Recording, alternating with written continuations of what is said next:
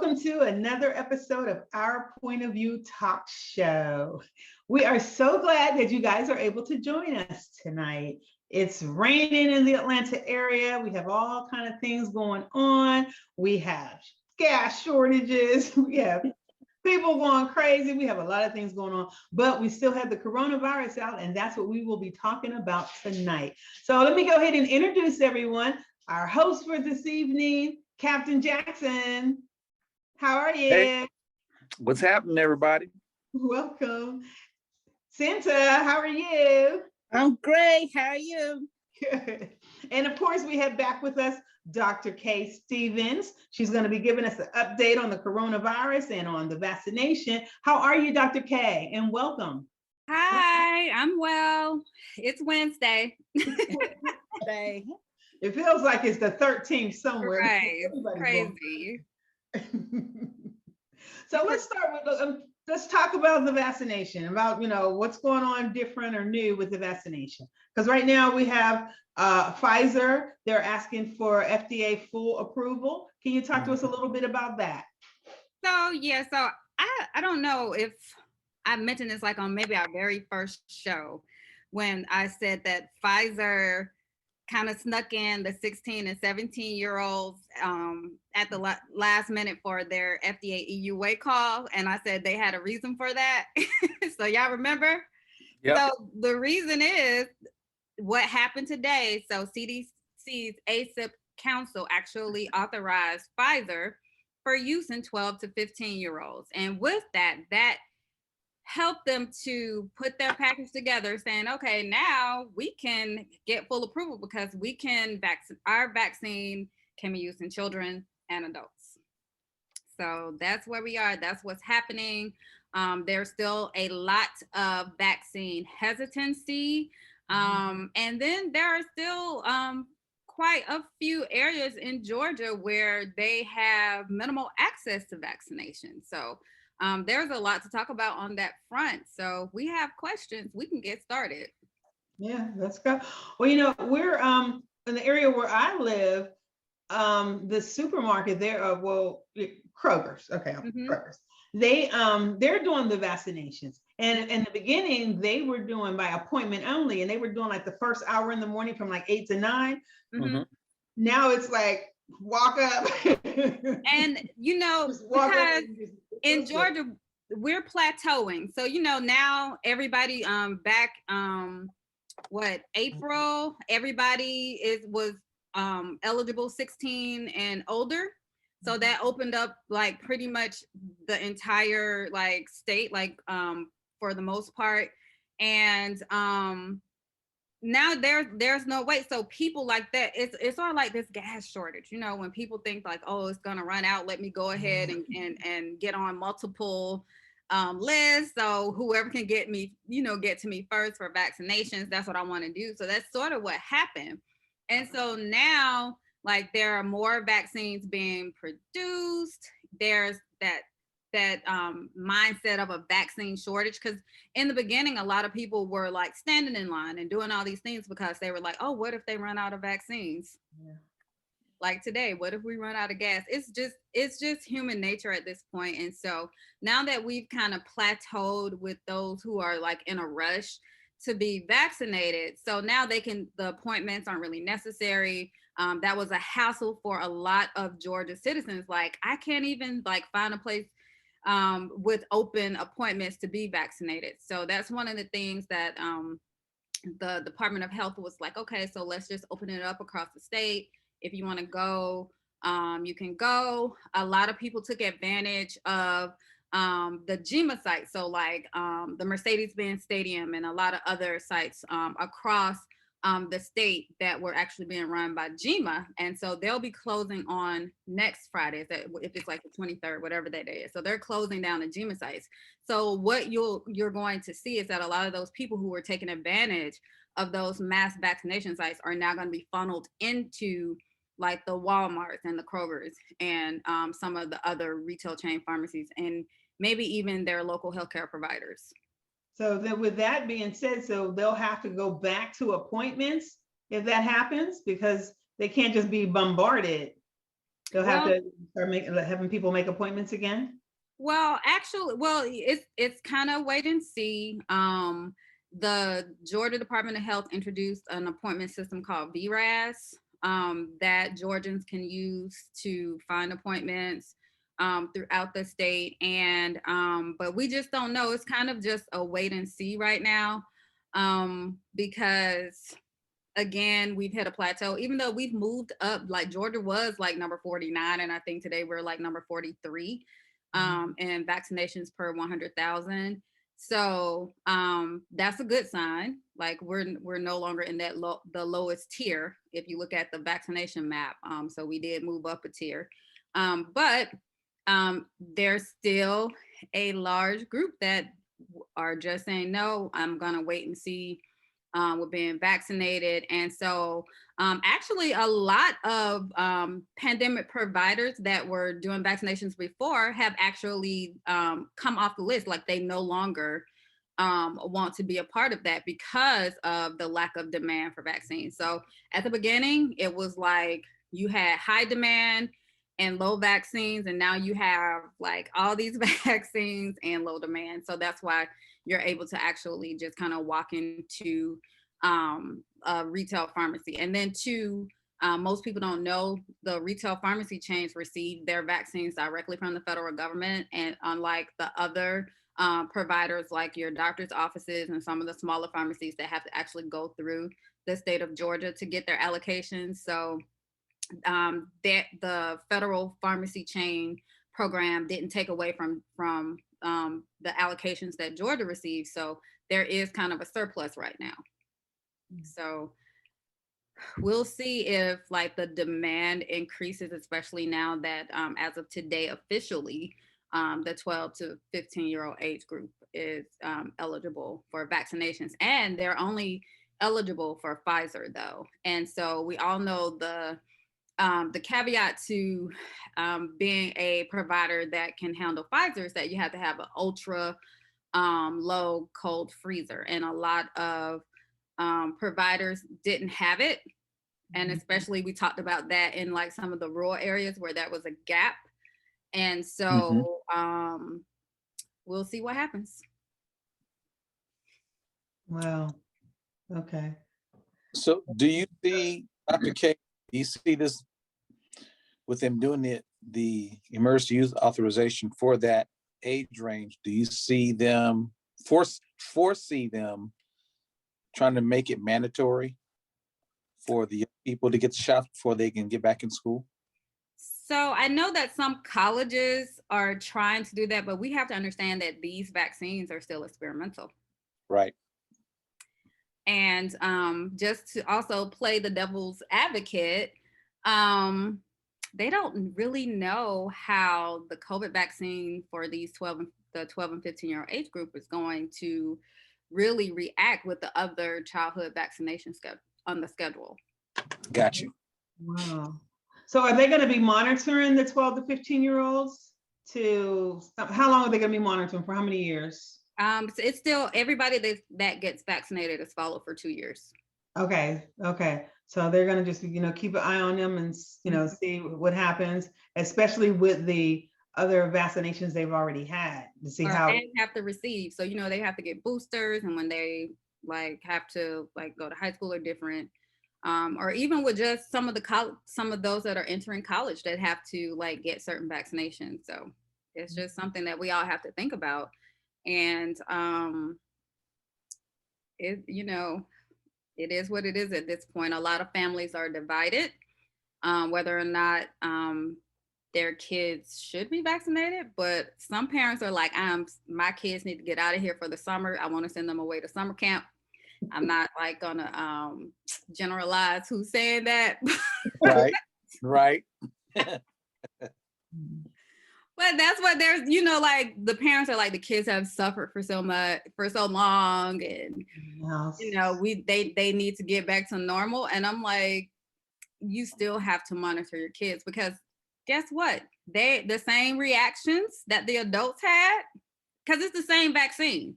Right. It's not like a special formulation for children. It's the same vaccine that the adults received. Mm-hmm. Well, Cynthia, you have young children. How do you Yeah. feel about that? Well, tough question. Well, at first I was saying, I don't think I want to do it. I don't think I want to do it. And I finally just said, why not? And so I did it. Now it's like, okay, now your kids can do it. I sit back and worry because the last thing I would want to happen is we do this and they say, if your child was vaccinated, back in Right. 2021, Yeah. she may not be able to have children. She may have a prolong of this. She may not. And that would just be like, and why? Why, if it's something I don't think if she just do safety, protect herself, wear her mask, clean her hands, stay out of people's faces and everything. I think I would rather chance that for a little while before I put this in her system. That's just me. I did it to myself, but I've been here 50 years plus. I'm not telling, but I can't see turn around doing it to my 9-year-old. I can't, not right now. And Okay. then too, I guess, my question is, do you give the child the opportunity to decide? Because Right. I was going to ask that too. yeah, What if the child wants it? Oh, you want me to call him in here and ask him? What it seemed like at the end of the day, the child's still a child, Right. Right. and It's the parents' decision. It's the parents' decision. But if they're watching the news and the parents are constantly talking to them about everything that's going on, and they know that they have to do their schooling from home, but if they get this vaccination, it's a possibility that they could get back into school and they could get back around their friends and all, and they're like, Mommy, please, can I do it? And I want to go to summer camp and all. I mean, then what do? you ask them if they're prepared to deal with the consequences, because it's 2 doses and people did have reactions. Yeah. So I always like to prepare children for, if this is the path that you decide to take, these are possible consequences. Right. Right. Hey, I was hearing, even when they gave us our paper after the shot, it said, this is not saying you won't get it. Right. Right. And So- that's the other thing too, that people, let's just talk about it. There are a lot of people walking around vaccinated that are asymptomatic because of being vaccinated. Mm. So we know the point of the vaccine is it's not so you won't get COVID, because you can still get COVID if you're vaccinated.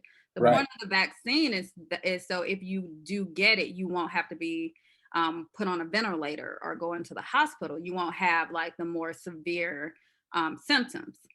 Mm. But some studies are showing that vaccinated adults that are exposed to COVID, they're not having those symptoms, which is what the vaccine is supposed to do, but Mhm. they're still carriers and they can give it to other people. Now, if you've had the vaccination and you're a carrier, can you give it to someone who had the vaccination as well? They think so. They're still looking at some of the research, like we've said before, like all of this is still new. So that's why when the CDC first put that guidance out saying, if you are vaccinated, you can like be maskless with one household, with another household, and they not wear a mask if they've been vaccinated. But if they're high risk, you need to still wear a mask. And that's what people don't understand. If you're high risk, vaccinated or unvaccinated, your chances of of getting COVID are still higher. Which is why they say, even if you've been vaccinated, you're still supposed to carry out, the generalized practices, the Yep. physical distancing, the mask wearing, of course, the washing of the hands, and like you said, not being in people's faces, just as that extra layer of protection until they really start, learn more about this as the science grows in this, if I'm not mistaken. You're correct. And that's why they were like, if you're outside, and there's still a lot of debate too. They're, they're saying if you're outside and you're vaccinated, you don't have to wear a mask. But, studies have shown that COVID does linger. It's airborne. So that's still a risk unless you're like outside, in an enclosed place with other vaccinated people. But if you're just generally outside and you don't know, there's still a risk. And CDC is still saying inside is still not safe. So if you're inside and you're vaccinated, you still need to, and you're out, in public, you still should wear a mask. Okay. Well, I'd like to welcome Miss Connie. Thank you so much for joining us. Hello. Thank you. Thank you. Thank you. I'm so sorry I'm late getting on. I Not a can't even problem. begin to tell you the whole story, but anyway, We're just I glad don't you're know how you here. get locked out of your own house, but I did. Okay. But we are here and we Glad are you're in the grateful. house. Right. We're grateful to just be back with the family. Hello to everybody. We celebrate all of the mothers who celebrated Mother's Day. We say happy Mother's Day to you all. I'm just grateful to be back in the presence of my OPOV family live one more time. So it's just good to be home. It's good to be home. What up, And Connie? you just What up, celebrated a Cat? birthday. Cat? You don't retire? You don't cut your hair off? What? Look at 'em. What you doing? What is this? Go You ahead got now. all the I twists see you. I see you turning over a whole new leaf. Okay.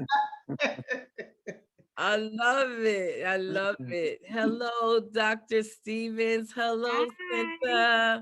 Oh, I'm just sitting back listening because you know me, I'm always the one on the other side of the fence. So No, let's hear it. Let's go to the other side of the right, fence, that's 'cause right. that's why we're here. And that's, and people need to be okay. And I always tell people, I don't judge you for your choices because you don't know what my choices are. So, right. um, And I think that that's where we should leave it. Like, I don't think that anybody should be forced to do it either way. It has to be a choice like anything else in life. I chose me not to have the vaccine. My sons have asked me, should they get it? I have chosen, my sons are grown on their own, living on their own. They asked me, no, do not get it. I choose for them not to get it at this time. It is their opinion. It is their decision.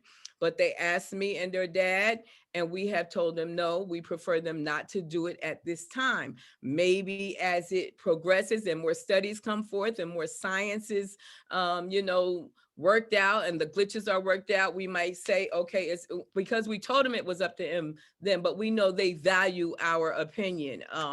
And so our opinion was that, no, we don't want you to do it. One of my sons travels the world and his contract requested that if he comes back to do his singing on the cruise ships, that he takes the vaccine. And his mother told him absolutely not. So my son is still here in Atlanta, Georgia, because I just feel like it's too soon. And like Cynthia was saying, the risks behind it, I think it's too early to tell. I've been on the earth 58 years, not a long time, but at least I feel like they have their whole life ahead of them. Let them still do some kind of studying and figuring it out before they actually decide that this is what they want to do. Because we don't know the risk factors, and so I'm very leery of it. I haven't gotten shots since I was a little girl.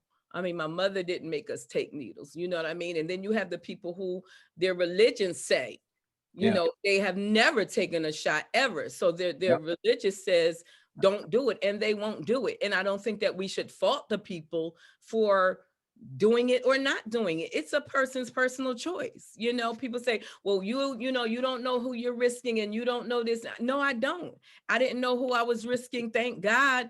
I mean, I've been healthy all my entire life. So, but when the flu was very heavy, I didn't know who I was risking, but whether I was going to ever catch the flu or not. Never, ever took the flu vaccine. You know what I mean? So it's up to everybody, to each his own, and I don't think that this should be any different. People are hounding and pounding on people. I know my job did a huge drive. Like they gave us all this time off, and you could come to these different sites, and you know, you could get vaccinated for free. And then if you did get vaccinated, you got these little gifts and these little perks. And I thought that that was great. I celebrated the people who did, but they did not force us. If you do not take the vaccine, then you no longer can work for the company. You know what I mean? And I think that that's a lot to put on, even with the college campuses. Some of our more Ivy League colleges are now saying you can come back on campus once you take the vaccine. And I just don't think that that's right. So you telling me now my child can't come face to face and be on the college campus and get the education that I've put $40,000 or $50,000 out for him to be on the campus and to get that college experience? Now they can't have it because you say that if they're not vaccinated, they can't. I just think it's a bit too much. You know what? I think that's going to cause a lot of people to start stealing those cards to say that you were vaccinated. Right. They can buy them on eBay. They don't have to steal them. Or buying them. Yeah. But the flip side to that is that people aren't talking about the lawsuits, because this is an experimental drug. So when you force someone to that's the operative word. But when you force someone to take something that's experimental, you take on the liability if something goes wrong. Yes. And we already know about the long haulers. You know, we were talking about the COVID arm where people have been vaccinated and, you know, they still have like pain in their arms and other reactions. And so that's something that we have to consider. I'm a person that looks at a situation from a 360 view, like, and what's next. And when it comes to, and there are already federal lawsuits where someone was incentivized or basically said, you have to have this vaccine, and they had a bad outcome, an adverse reaction. So if that's the case, they can sue. And you're going to see a lot of probably, if you like really watch news, and I'm not really a news watcher, I like to read my news. What's going to happen is, like right now, it's like the vaccination movement. And so they're not talking about the other things. Like they're not talking about the people who've been, you know, vaccinated that got COVID, or, you know, they're not talking about, you know, like the normal things that we were talking about before, because now it's just vaccinate. But every day things are happening. They're not talking about India. I mean, come on, y'all. And they're not talking about how people are sneaking out of India and going to other countries for help. And there's an Indian variant that it's been found here in the US. They're not talking about that. Yeah. No. You're right. Because they're pushing vaccines. They're not talking about how Pfizer, their executives, like the money that they've made from this vaccine. Like they hey, doctor, can you keep preaching? I'm gonna let you have the floor because you're preaching. I mean, preach. I mean, they were very strategic. And the very first show, what did I say? I said Pfizer is playing chess while everybody else out here playing checkers, because they set themselves up for a large financial windfall from this vaccine. Yeah. And that is why I remain where I am today, because I believe that there are a lot of pieces to the puzzle, and they aren't giving us all the pieces to the puzzle. They are giving us what they want us to have.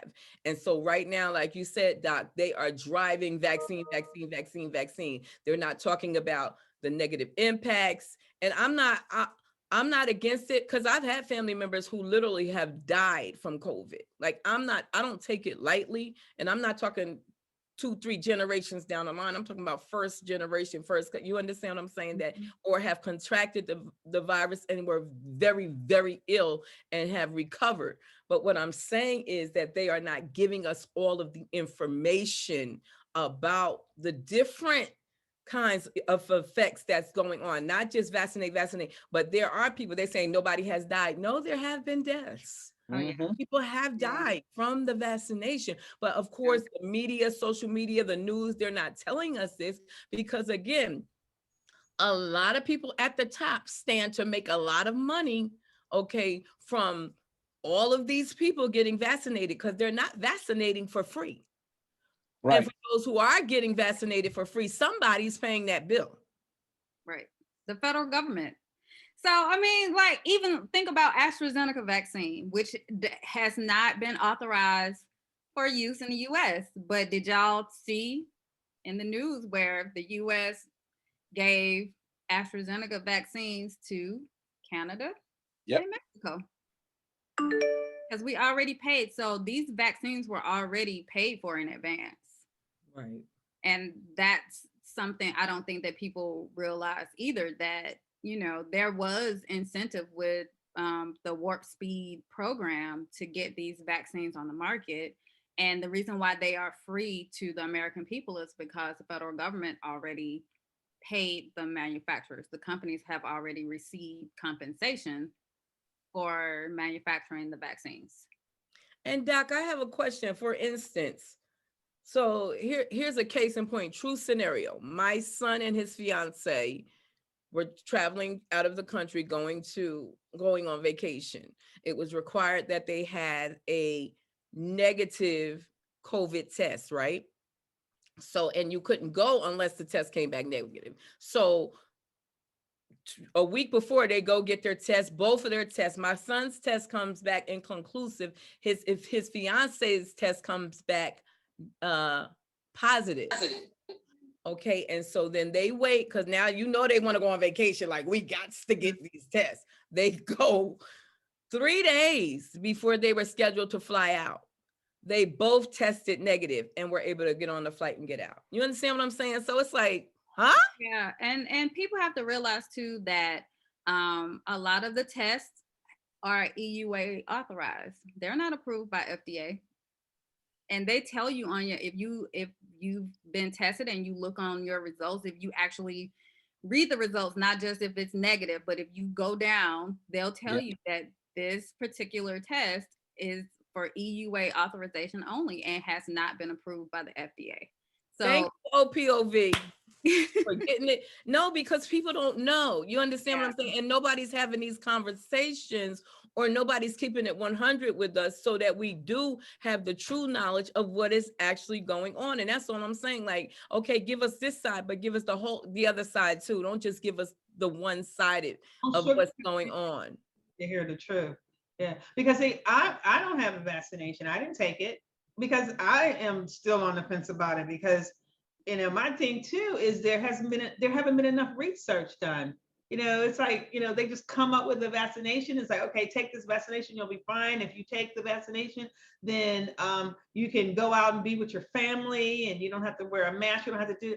No, but that's crazy. You know, because like I've always said, when HIV and AIDS came out 20 plus years ago, you know, there still is no vaccination for that. You know, but this comes out and within a year's time, there's a vaccination and it's okay to, you know, start traveling again and being around your family and all. No, I mean, I just need more information. I need more information. Go ahead. No, and I was gonna say that leads me to a question, and I want to hear what you had to say. But my question was, if you could just explain how, even though the different strains of the coronavirus that are out there, because what the generic coronavirus that may appear on the back of a disinfectant doesn't mean that disinfectant will actually to cover that, because there's different strains and so forth. So, but I want to hear what you want to say. So yeah, so I was gonna say I personally have a problem with incentivizing people to get vaccinated. They're giving away, I know, Krispy Kremes, they're giving away beer, they're giving away grocery cards. Some companies are saying giving employees like $50 or like $100 to be vaccinated. But but are they willing to take on the risk if that person has a bad reaction to being vaccinated? Right. Or do you sign your life away? Now, do you think they're doing that because they've already been paid for and they don't want them to go to waste? They want people to take them. So they're doing incentives to get them to take it so that it doesn't go to waste, because a lot of the vaccines have been wasted. because Yeah, that's they don't true. have the correct way of storing it. So do you think that's possibly why they're doing that? They are, that's one reason. So to avoid wastage and just to get more people who may be hesitant to actually be vaccinated. But what they're seeing is that it's more so, you know, the um, his name who shall not be spoken, the last president supporters, they're not being vaccinated. So you have a large evangelical group that's not being vaccinated. So they're trying to find the things that will appeal to certain groups who are or maybe on the fence. So, but if, you know, everybody, Krispy Kreme donuts may not appeal to certain people, so that wouldn't be a motivator. But you know, beer, they say it's universal. I mean, I wouldn't know, but but you know, it's I think you give people facts and you allow them to make educated decisions.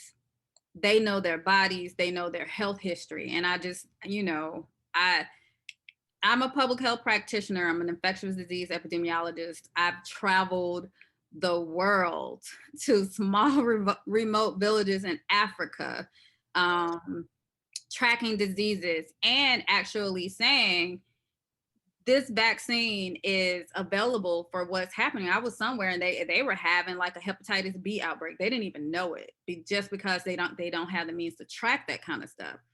But you still have to give them the option. I'm like, so if your village only has 100 people, this is your option. Y'all, you know, half the village could be gone in 3 days. So, but you still give them the option because people's belief system is sometimes stronger. Like their will to live and their belief system is stronger than some diseases. I've seen it. So it's, yeah.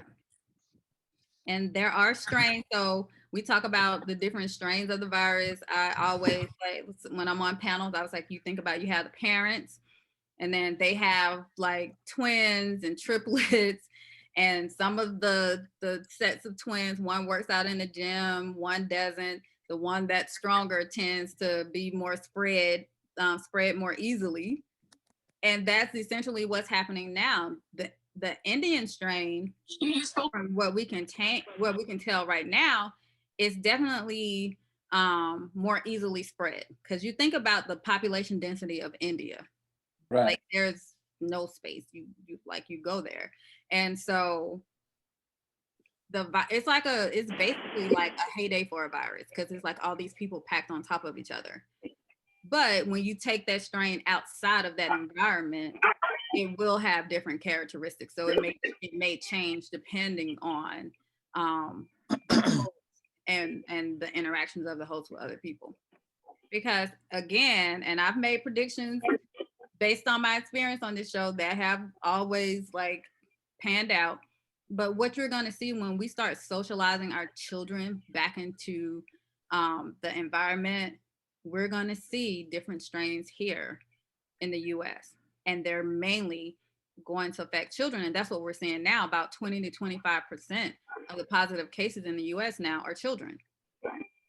And Michigan, they're not really talking about what's going on in Michigan.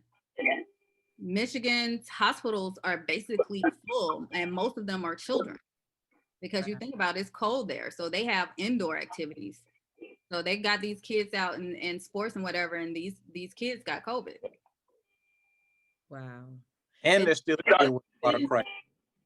Well, at this time, I'd like to welcome to the panel State Representative Derrick Jackson of District 64. Thank you so much for joining us, sir. How are you doing? Hello. I'm sorry I'm late. You know, I was just running from event to event. Yeah, But Dr. K, my question to you, and I just had this conversation.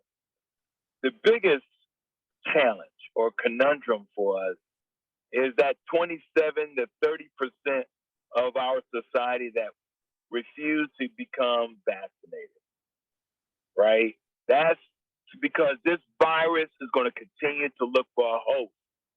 And as long as we have a third of our population that, you know, for whatever reason, right? It's a personal choice. I get it, but our society was able to beat polio because everyone became vaccinated, right? We were able to beat smallpox back in 1918 because everyone became vaccinated, right? And so when you have a third of your population, again, for whatever reason, that says, I refuse to become vaccinated, that virus is going to need a host, and they were always going to find a host. So every time we want to see these spikes, right? Labor Day, summertime, family reunions, funerals, football games, basketball games, right? You're always going to have these spikes. Michigan, to your point, is the latest spike, a new strand. Here in Georgia, right, our airport is the absolute busiest airport in the world. 114 million people come through this airport. 114 million. So it's a global pandemic. And so I don't know what other societies or other countries are doing, but and here in the United States, they said about 27% of our population is not going to become vaccinated. That's going to be that's the challenge. That's where the conundrum is for us to break this post-pandemic. And have y'all looked at the numbers? Dr. K, before you answer that, I have a question for Derek. Derek, you stated that everyone received a vaccination for polio. How do you know that? How do we know that that actually happened? I wasn't born, but I didn't go on with the scientists back then. Okay, well, where's their proof? Where is their proof that everyone was vaccinated for polio? Everyone wasn't vaccinated for polio. They had reached a level of herd immunity because the population wasn't as large as it is now. And as I can tell you, that's like one of the first things that we learned in epi. Whatever that herd immunity is, Jacqueline, when you have a third of your population saying they're not, we're not going to reach it. So, and going back to 1918, the other part of this equation, Jacqueline, we weren't flying from here to Europe and Africa and Dubai and South America. We weren't doing that in 1918, right? And so the equation, and I appreciate your question, but the equation is far different than it is today, than it was. So based on what the knowns, right, and then looking at the variables, our equation today is saying that our challenges are greater. And when you have those who are not believing in science, they didn't have that challenge back then. They didn't have a president trying to convince the population to drink Clorox. They didn't have someone publicly attacking, right, epidemiologists, right? And they didn't have conspiracy theorists running rampant on major news networks, right? And so our equation on dealing with this pandemic is far greater than it was in 1918, 1930, 1950, 1963. But I'm sure there were still a lot of people who were hesitant about taking the polio shot back then. There probably was Right. like religious people who didn't believe in taking shots. They were back there in 1918. They weren't taking the shots. So I'm sure that, you still had the same problem back then with the polio shot as we're having today with the coronavirus shot. Yeah, and unfortunately, tens of millions died. Yeah. Yes, you're right. They died. Yeah, you're right. They died. So this binary choice, right? That 568,000 Americans that died, they didn't have to. Right. It wasn't like they didn't have to. Studies are coming out. The data is coming out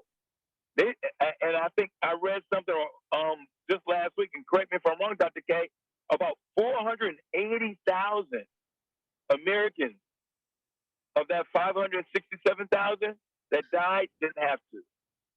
They Yep. didn't have to. And a lot of that was from misinformation, the controversy about whether or not to wear a mask in the beginning. And then you had this whole, if the mask representing a political party, and then you had the actual president saying not wearing one. So people tend to mimic what they see in their leadership.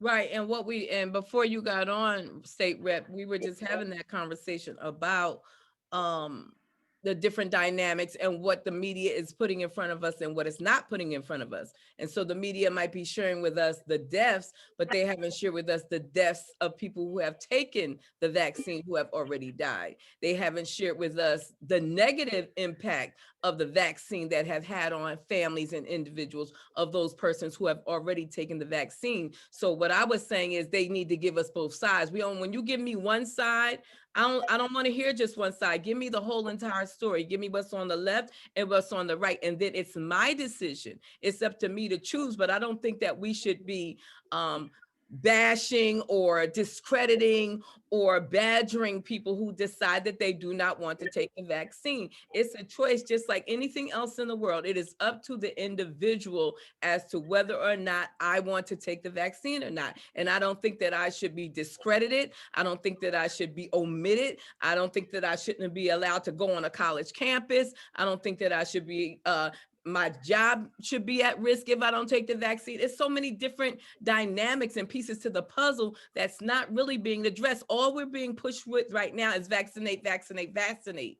You know what I'm saying? And I think that it's being hard driven and it's unfair and unjust for people to continue to say that, but not give us the other side. Because you don't hear nothing about nobody dying. You don't hear nothing about the young people that are even who are getting vaccinated. You don't hear about the stories whose parents have reservations now about vaccinating their children because they don't understand or have no full picture of what the end result of that is going to be. Because why? Because they have not studied it enough. Like Cynthia was saying, I don't know if my daughter who's 16 now, but if she gets the vaccine at 15, 14, is she going to be able to have a child at 27? Because they come up later and say, oh, well, if your child got vaccinated back in 2021, unfortunately now in 2028, we found that thus than the other. So give us some, you know what I mean? They have to do some more studying. And I just told the audience just now, I have 5 grown adult male sons.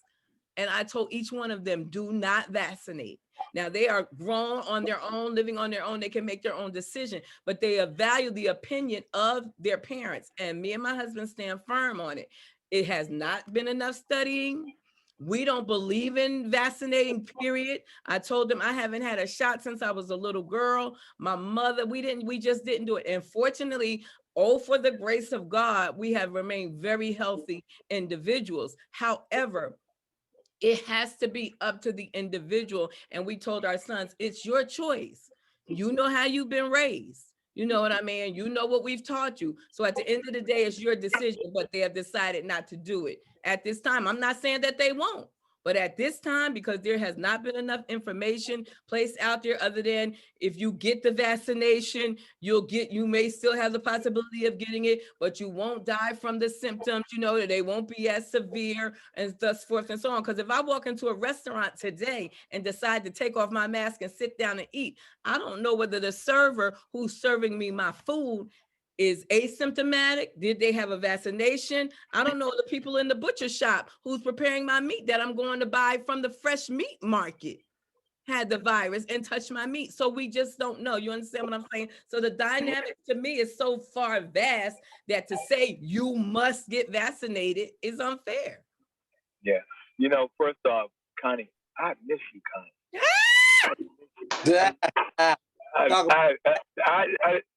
For our point of view, audience, on the other left, State Rep, you know I'm coming the other way. I miss Connie's voice on the show. But listen, you brought up a couple of things, and I definitely, you all know me. I get straight to the point, no chase. So just for me, because I agree with you, Connie. Both sides of the data should be available for the public to read, study, because we all know you got to study yourself, study to show thyself approved, right? And so a few weeks ago, when Johnson and Johnson had 6 cases out of 8 million shots, they said, "Whoa, pump the brakes, because we want to see what's going on with these 6 individuals out of 8 million." Right? That was the right thing to do because they were looking at blood clots. Right? There was, different variables, but it was the right thing to do. Mhm. And I know Dr. K can break down efficacy from each of the different types of vaccines, right? But I want to leave the audience with 2 other points, right? I have in all of my adult life, as well as even growing up, I've been getting shots since I was born, right? In order to go to daycare, I had to get a shot. I'm sure I got this shot. I got this mark on my left shoulder that's been there for That booster shot. 50 plus years, right? It's just right. You could tell when I was born based on this shot, That- right? yeah. That But pocket. that's exactly right, Eric. But when I was in the military, and before we had to go to a foreign country to do, like special missions or special operations, the Navy gave me a shot, right? And I'm gonna call this blind trust, right? The Navy said, "Hey, where we're about to send you, or wherever you're about to go, they have these certain diseases in this country, and this shot will help your immune system if you encounter public, those residents that live in that country, then your body should be able to defend itself because their health care in country XYZ is very different than the United States." And so we all had to get this shot, It's right? free. Right. And I didn't know what was inside the tube, right? I got a shot. I didn't have no adverse, effects, right? I didn't have no headache. I didn't grow a third ear.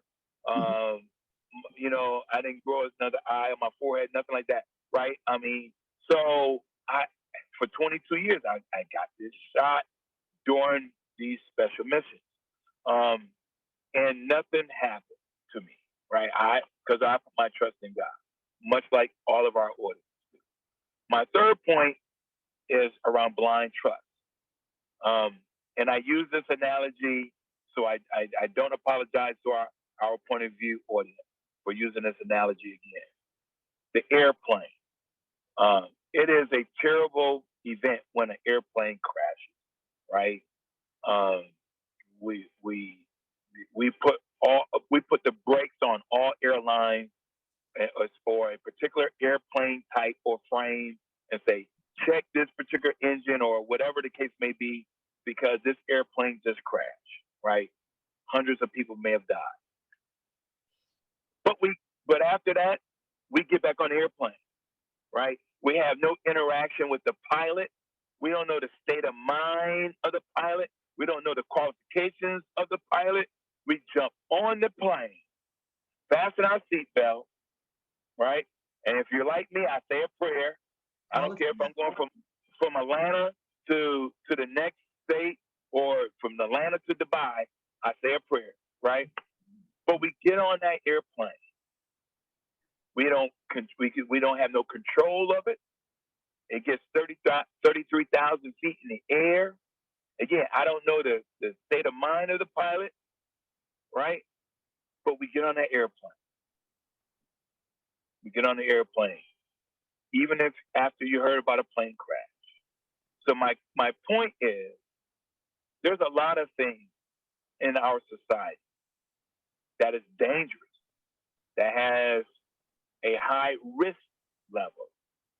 There are some things that if we use the same level of consistency in our evaluation, right? That's all I'm asking our point of view audience, to use the same level of scrutiny and evaluation, right? Connie, you mentioned about when you go to a restaurant, we don't know what the status of that chef or the wait staff, right? There's food poisoning. There's E. coli, right? And even if you unfortunately get food poisoning and that runs through your body, I don't know. I'm not like Dr. K, but it may go through 24, 36, 48 hours, right? And you're like, whoo, okay, that gets through your system. That doesn't stop us from going to a restaurant again. It doesn't.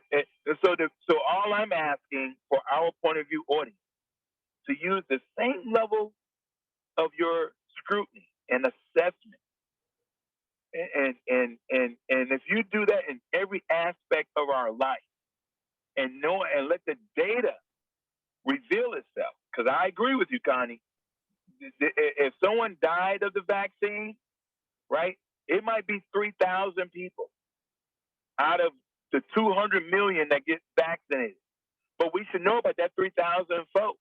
Absolutely. Right? We should know about the 3,000 folks that died. Yeah. But we also got to look at No. the 200 million who received the vaccination shot. And I'm just using numbers. That's not the true numbers. I think we're at about 36% of fully vaccinated population, 36% out of 330 million, right? So yes, the data has to be able to reveal both is the point. But I just want us to use the same level of scrutiny and assessment and research in everything that we do. Derek, I have a question for you. I don't mean to pick on you. Yes, you do. Yes, I do. I go from one town hall to the next. It doesn't matter. Come on. I have several questions for you. Okay, you had mentioned about when you were in the service that whenever you went to another country, you had to get a shot. Why wasn't it that one shot would take care of you going to all the countries? Was it because there are different diseases in each country, and so you had to have a shot for that specific disease? That's what it was? That's an excellent question, Jacqueline. Thank you for the question. So yes, so there are some things in Africa that are not in Russia, and there's some stuff in Russia that are not in South America. And so depending on where the mission that we were on, that required for us to get different types of shots. Yes. Okay, and the second part of that question is, can a soldier say no, they don't want the shot? Do they have to take it? You can't go on that mission. You can't go on a mission. And I want to Because jump in because I forgot the base that's in North Carolina. About 60% of those soldiers refused the vaccine. Yeah. Wow. So when you refuse, you're also saying that there's certain things you can't do because in the military we are in what we call close quarters, and so we can't have you become a host, okay, and negatively impact the entire unit. It could be a ship, it could be a submarine, it could be a battalion, right? And so our greatest combat machine is that man and that woman that's in uniform. That's the greatest combat machine that we have. And so if that man and that woman that's in uniform becomes ill, then the systems that we need them to operate just been negatively impacted. We train them. We do all the things that we need to keep them healthy. And so when you have military members, I mean, just like before I retired, we had officers and enlisted members that refused to get the anthrax shot. They could not go on. They couldn't go on that mission with us. And they were okay with it though. I mean, like the 60 guys in North Carolina who refused, they were okay. And I just feel like if they were okay with the decision that they made, then that was their decision to make. Absolutely. Well, Yeah. the thing is now, those vaccines that you received they had gone through years of testing and they were approved. So when it comes to something like this COVID vaccine that's only authorized, like, because at the end of this pandemic, the FDA can say, well, no, we're not going to authorize these vaccines. Right. They can say that. And then you have millions of people who've taken an unauthorized vaccine. I get State Rep's point, but to my point, you know, it's like, to me, it's like a trial and error. You know what I mean? They still trying to figure it out. Still know, roll the I dice. think that's the problem here. And if you're still trying to figure it out, if you don't have the guarantee, and I get the airplane analogy and I get the restaurant, I get all of that. But if you're still trying to figure it out, then don't drive home the fact that we need to have it until you have all of the necessary pieces to the puzzle and say, this is why you actually need to have it. And it has been FDA approved, because we know that everything in the government and where we live, we go by, oh, was it FDA approved? And it was it, you know what I mean? We go by that. That's something that we look for on our products that we buy. It's something that we look for in the medicines that we take from the doctors and so forth and so on. So it's something that's very important, but they have not said yet that it is FDA approved, and that we know that they are still in the testing stages. So, you know, Connie, you raised another point, and I would love to hear Dr. K's perspective, because not everything, over-the-counter drugs included, is FDA approved. Connie. It's not what we look for, but it's not, and not everything is, but I'm saying that is one of the things that we look for when we're purchasing a product, or when we're looking to purchase something, or when we're getting medicine, or if you can eat this or you can eat that. I mean, people choose not to, you know, people adhere to, again, people have chosen to take the vaccine knowing that it has not thoroughly been, it's a word that I want to use, but not thoroughly being vetted, so to speak, where you can actually go ahead and take, and it has been stamped and approved by the FDA that this vaccination is stamped and approved. Yes, go get it. It's going to work, yada, yada, yada, yada, yada. You understand what I'm saying? And those are the things that we do not have up until this point. And we could go on and on, because me, State Rep, but I'm gonna let you have it. I'm gonna let you have it, Rep. You running, I'm on your side, I'm on your team, and no, I'm not getting no vaccination, but I'm gonna send you my money. How about that? well, look, I gotta ask that question for Dr. K. Dr. K, what have they, because I've read this, that they've been working on a vaccine or some sort of medication for the coronavirus. What have they been working on for the last 25, 30 years? Not okay. So, and people may have issue with this. I don't have a problem with the J&J vaccine. Those 6 cases were women, white women aged like 18 to 40 something. So that's why it was a pause. They could not make any connections. Typically when you see blood clots like that, and I sat in on a lot of those calls, it's from birth control. So the thing is, even if there were challenges with it, because it was less than like 1 in a million based on like the number of shots that had been given, it could, males weren't affected if you were like, you know, 50 over, but they found it to be safe. But these 6 women had some, you know, side effects or whatever. And so they decided to do a pause. I mean, I have my other theories with that. I won't say, we can talk about I have a question. All right, that's another show, but we're going to let that go for now. Okay, it was 6 white females. So they stopped it because of that. You heard her correctly, Jackie. She didn't stutter. Look, for reasons, I'm just giving you the characteristics of the women that were affected. My question is, would it have been stopped had they been women of color? Well, you know, she can't answer that, Jackie. What are you trying to say? Well, said, how- Trying to say? let me You're just trying say, to start a race war on our show?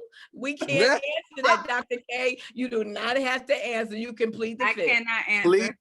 please, the Cannot fifth. answer. let me just mention it. I think that, I mean, it was stopped so fast. And to me, I'm thinking it's because of, it was white women. I don't think it would have been. Dr. K, I'm speaking on her behalf. No, Dr. K, you don't have to answer. Oh. No, no, you don't have to answer that. But I'm just stating my opinion. This is our point of view. This is my point of view. I'm stating that I think that it wouldn't have stopped as fast. They would have let it go on a little bit further just to see. That's what I'm thinking. Things that make you go, And so, but the flip side to that, and we're going to move on past this, is Johnson & Johnson. And, you know, most people are like, oh, the baby powder situation. They didn't actually manufacture this vaccine. It's their Janssen is the actual company, which is a subsidiary of Johnson & Johnson, actually developed the vaccine. They had an Ebola vaccine that was approved, FDA approved last June 2020. And they have an HIV vaccine that's in like stage, I want to say 3, like for their clinical trials. And they have one for Zika. And this is Janssen. So mind you, Moderna had no vaccines prior to this one. And they had been trying for 10 years. But Dr. K, and I think my good friend Eric was alluding to this, and I've heard this, Dr. Fauci and others from CDC. So this particular structure of the vaccine is not new. So It's not. correct.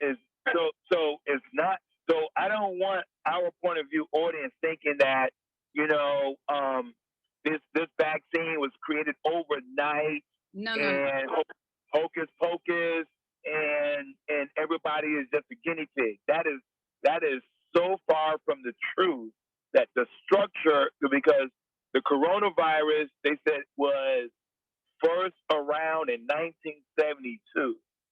And all these different types of diseases is right here at the CDC in Atlanta, and of all these different diseases around, from around the world. And so these various vaccines have been in the works for a very long time, and they may have to make adjustments to the structure to meet the particular strand. And again, I am not like So, Dr. K. I can Right. explain that. So Okay, all right. basically, Please do. we call it COVID and they're calling it coronavirus, but it's actually SARS-CoV-2. And we all know there was an outbreak of SARS like in 2000, 2002. So that was SARS-CoV-1. And so they were able to develop a vaccine for SARS-CoV-1, but it didn't spread. It wasn't as deadly as this particular strain. So they were able to take some of the genetic structure from SARS-CoV-1 to have a template to start for SARS-CoV-2. And so, and the another reason why they were able to get this like down a little bit more quicker is because number one, they had unlimited funding. And you had scientists from all over the world that actually came together and said, I'm going to give you my piece. Okay, this is my piece of the puzzle. And so, but you know, people do a lot with money. Hey, so if they did not have the funding, like Operation Warp Speed, we probably wouldn't have a vaccine right now. Bingo. Because we That's didn't, right. we don't work with bingo. other countries. That's right. And That's right. those are facts. Those are that's the truth. Those are So, facts. yeah. Those are facts. Those are the facts. Because Connie, the other fact that's on the table that I always like to remind my friends on the other side of the aisle, President Obama during his 8 years, didn't this have not just one, not two, not three, but four of these viruses that could have became a pandemic? 4 of them. And that's the reason why President Obama set up a task force of folks like Dr. K, all 27 epidemiologists, okay? They had a playbook, Connie, of like 69, 70 pages, right? And said, here are the top 5 things you need to worry about. And one of those top 5 things is a virus. The next administration, I refuse to use his name, 45, came into office, fired all those epidemiologists, threw away that 70-page playbook, and just said, the heck with it. And because of that, gets on a platform and suggests to Americans to take a disinfectant like Clorox. Our hotline, our poison control.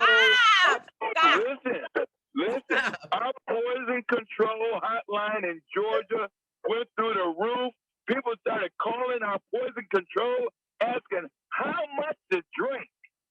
Now, y'all, listen now. Capsules. Listen. If the coronavirus didn't kill you, that Clorox will. And Now they were you drinking hand sanitizer too. So they Right. were drinking hand sanitizer, all that. I know Right. people were not that crazy. We already know. Our poison control hotline in Georgia County went through the roof within 24 hours after I'm he not made that laughing. statement. I can't even fathom. They shut the number down. They changed the number. Oh my gosh. And ultraviolet rays stand in front of the sun. What? What are you trying to convince the American public to do? Instead of saying, follow the science, listen to Dr. Fauci, look at the CDC, listen to Dr. K. There's a reason why, and I said this before, and I'll say it again. I appreciate Jacqueline saying we're going to have, on our point of view, subject matter experts to inform and educate our point of view audience. And so we've had Dr. K and Meady on here. We followed Meady's case. A nurse. So we followed her case. And so it was great to have Dr. K and Meady, right, over these last 12 or 13 months to educate us and be able to answer our questions. Questions that you bring in, Connie, the questions, Jacqueline, right? And so, and I listen, I had to educate myself because you all were looking at me like, hey, what's government doing?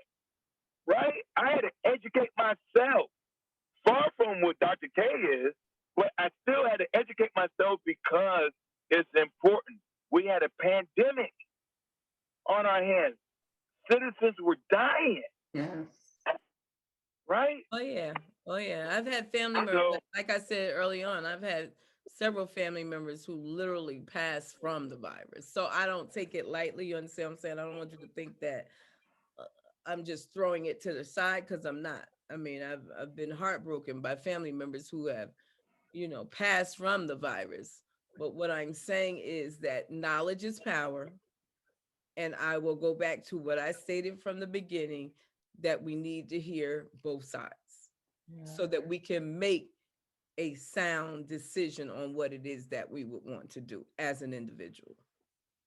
Okay, I'm done. Totally agree.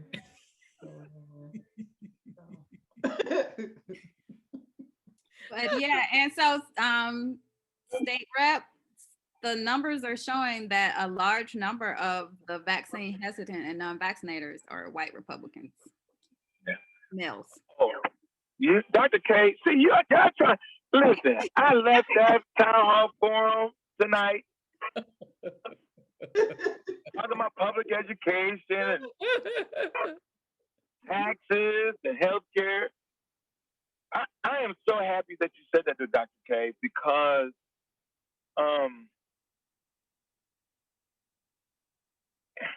and I'm trying to make sure that this doesn't sound too political, because the mask and asking citizens to be socially distant until we figured it out, right?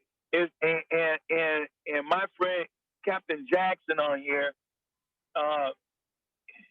we train people to run into a burning building when others are trying to escape a burning building, right?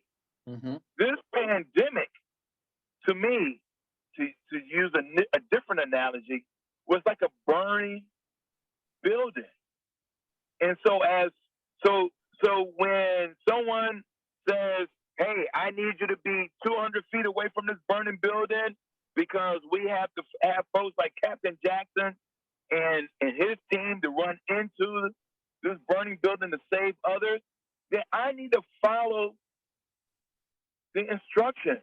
I don't need to be, well, wait a minute. I left my favorite crock pot inside the burning building. That's not the choice right now. Sir, please stand over here 200 feet away, right? Follow the instruction, because we don't want you to become a casualty. And that's all I'm suggesting. We had a pandemic, and it's important. I'm a public servant.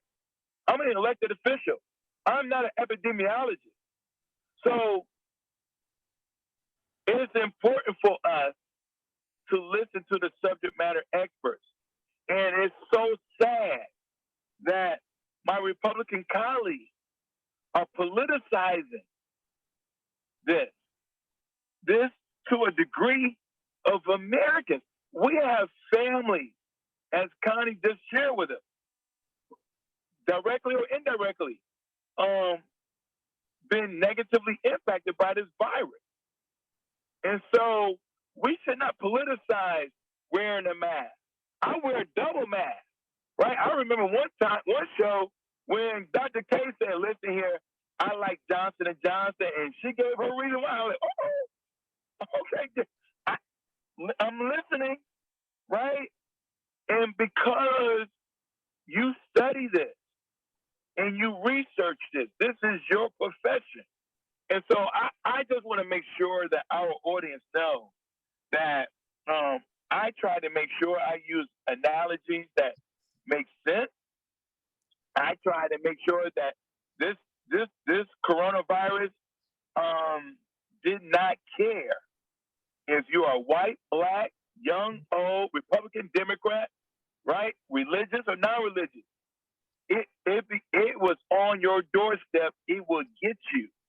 And we try to figure out how to make sure that those running out of the burning building are protected, while we made sure that our first responders got the necessary resources so they could run into that burning building and take care of those who we're trying to make sure that they get out safe.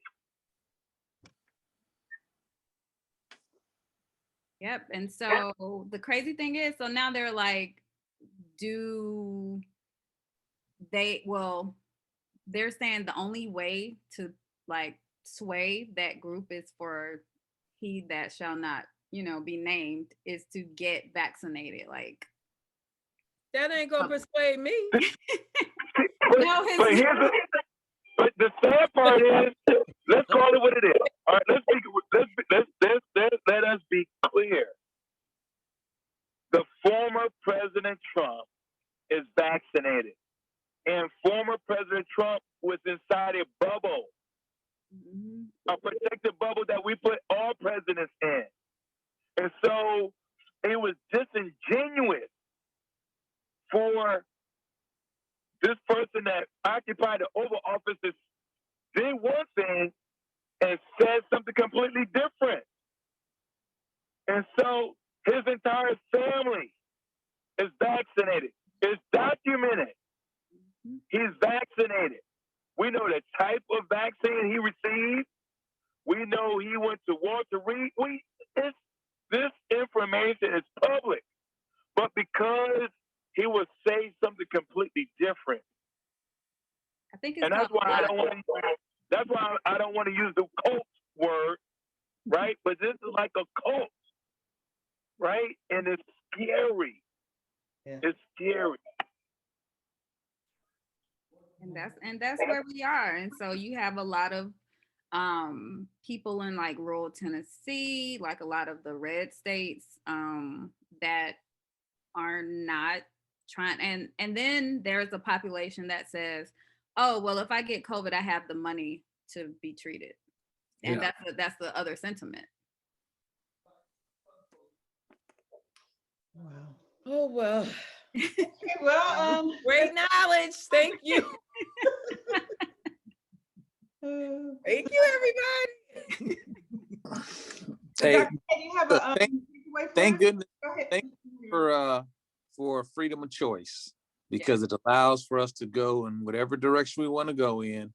We can read as much as we want, may not necessarily understand all the medical jargon or the nomenclature, but it is broken down in enough areas, in enough segments to where we can understand it, we can digest it, we can make the decision and move on from there. You know, we can decide if we're going to roll the dice with it, or if we're going to adhere to directly and succinctly what they're asking for. So there's certainly a lot of different avenues that we can go.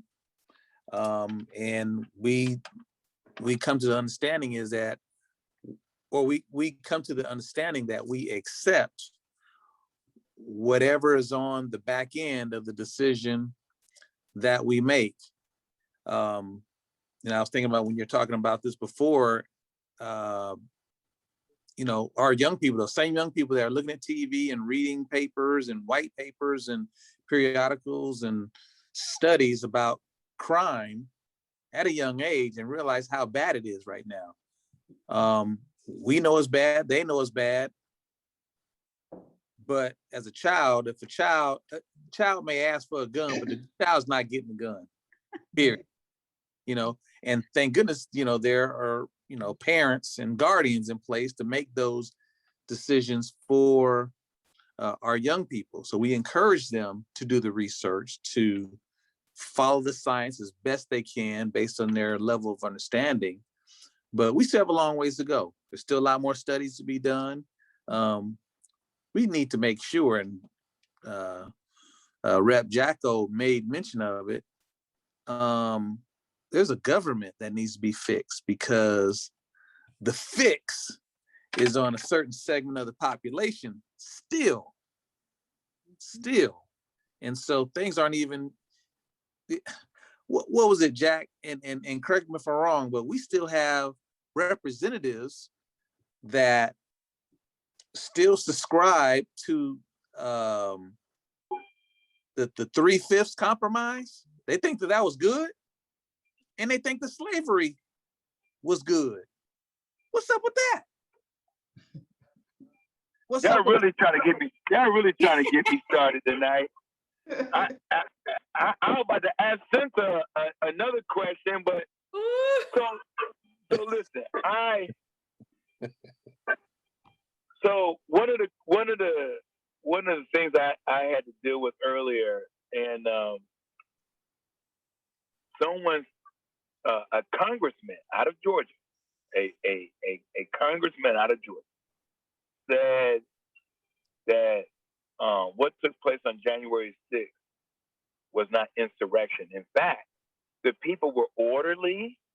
They were just simply taking selfies, and they were polite. Wow.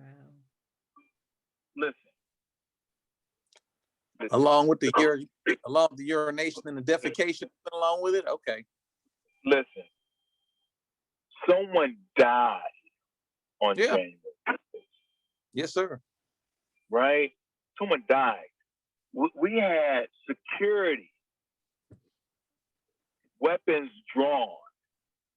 We had congressmen and women were calling their loved ones because they were afraid of not seeing them again. Yeah. We had a hanging noose shouting that they were going to kill the standing vice president of the United States. Okay. So the same group of people that Dr. K talking about not taking the vaccine and the reason why they're not taking the vaccine are the same people that's trying to convince us that January 6th was just simply a party. A party. Are the same people that's trying to take your votes away.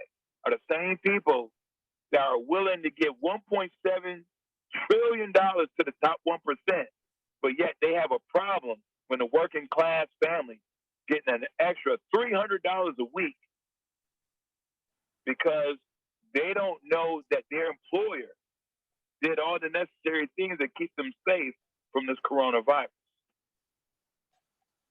Same people. So you can't have it both ways. And that was my point.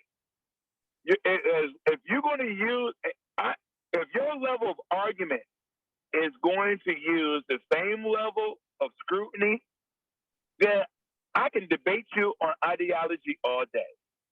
But you can't say I'm going to use an ABC filter over here, but a DEF equation over here. You can't have it both ways. You just can't, right? And so that's why I appreciate Connie's point, because she's saying, hey, this is how I see it, and I use it in the same way. I respect that. There's value in that. But my friends on the other side of the aisle try to convince me that the insurgency of January 6th did not happen, that they were just there simply just to take selfies. And and someone died. You can't do it both ways.